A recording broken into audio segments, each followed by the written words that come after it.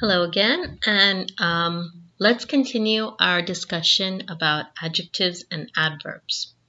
Now, the next part of the lesson that we want to focus on are irregular comparisons.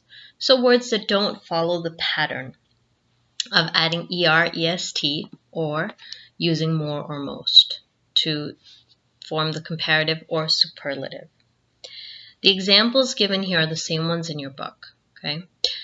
These are the most common words that you will encounter that are irregular in nature. So bad is the positive, the comparative is worse, and the superlative is worst. Good is better and best, well is better and best, and we will talk momentarily about the difference between well and good.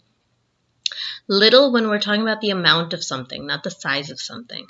Little, less, least, much, more, most, many, more, most. Let's take a look at some example sentences. The first sentence is going to use the positive form. Research shows that teens that spend too much time on devices have a hard time finishing tasks and making friends. So here we've used the positive form of the word. We're talking about the amount of time spent, and there's no comparison.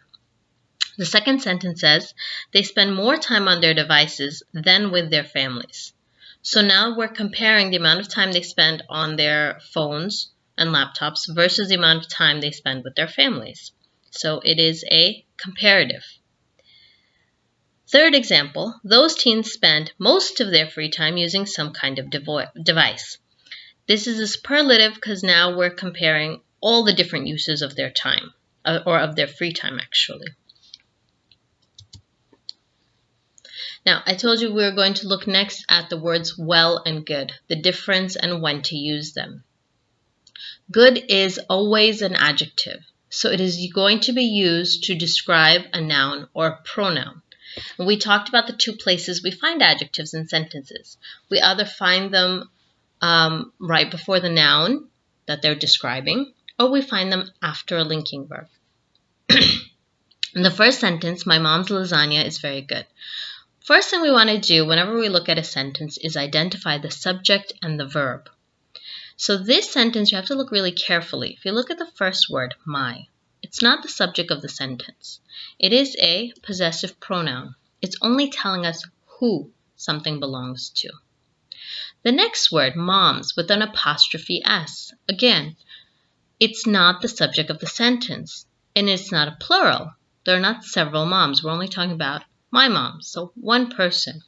This apostrophe S indicates to us that this is a possessive noun. It's telling us again who something belongs to. The subject of the sentence is the lasagna. After we've identified the subject of the sentence, we want to identify the verb. In this sentence, the verb is. There's only one word, so we know it has to be the main verb. It happens to be a linking verb. You should remember that from the lesson on linking verbs. Is, are, am, was, were. These are some of our true linking verbs. So is a linking verb. So we have the subject lasagna, we have the linking verb is. The next thing we should notice is that the subject is being described after the linking verb, so it's a predicate adjective.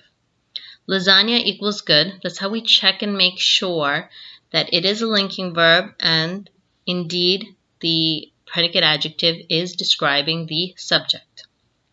We can ask the question, what kind of lasagna? Good lasagna.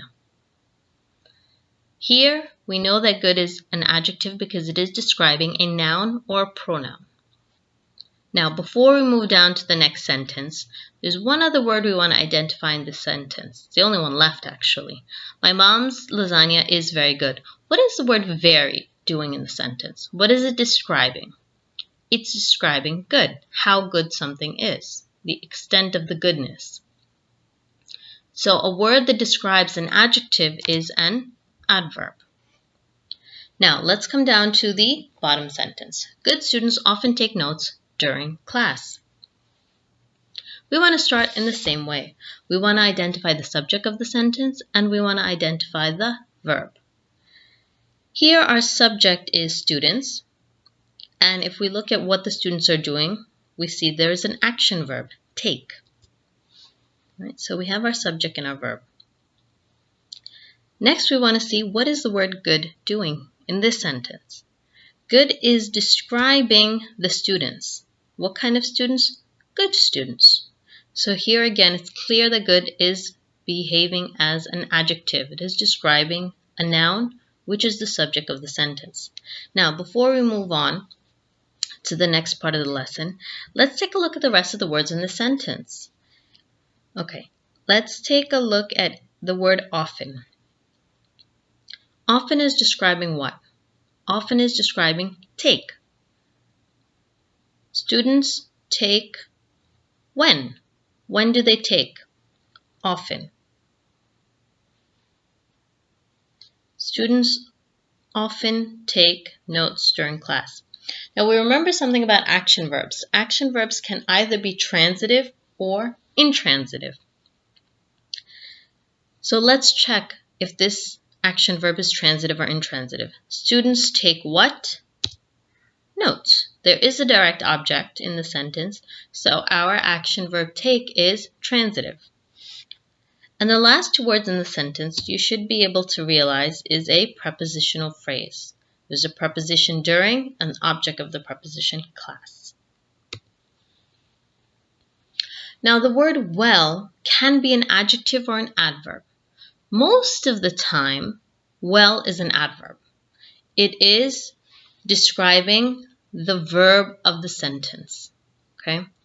However, in one case, in one kind of sentence, it's an adjective. Let's first take a look at well as an adverb. Now again, when we look at a sentence, let's start off by picking out the subject and the verb. The subject, obviously, is Spider-Man. The verb is swings. Let's take a look at the word well. Is the word well in the first sentence describing Spider-Man or how he swings? It's describing how he swings. If it's describing the verb and not the subject, then we know it has to be an adverb because verbs describe verbs. And it answers the question how. How does he swing? Well. Now, before we move on to the next sentence, let's just see if we can identify the rest of the words in this sentence. We have a prepositional phrase, from his web. And again, we have this word very, which is an adverb describing another adverb here. Very is describing well. Well can also be an adjective, but only if we're talking about a person's health. Well can be an adjective if you're describing how you feel, the state of your health. Okay? In our example sentence, we have Spider-Man doesn't feel well today. In this sentence, we want to start off again by identifying our subject and our verb. Here you have to look carefully. Spider-Man is still our subject, but the verb is does feel. We have a verb phrase this time. And we have a little interrupter in the middle of our verb phrase. Not. When we have a verb phrase, we also want to focus and make sure we can identify the main verb. In this verb phrase, the main verb is feel. And our main verb is a linking verb. Does is a helping verb, and feel is our main verb. And our main verb is linking. So Spider-Man does feel well. Okay? Here, well is a predicate adjective. It's describing the subject of the sentence. And we have one last word in the sentence. It is today. Today is an adverb. It tells us when does he feel well? Or when doesn't he feel well? Today.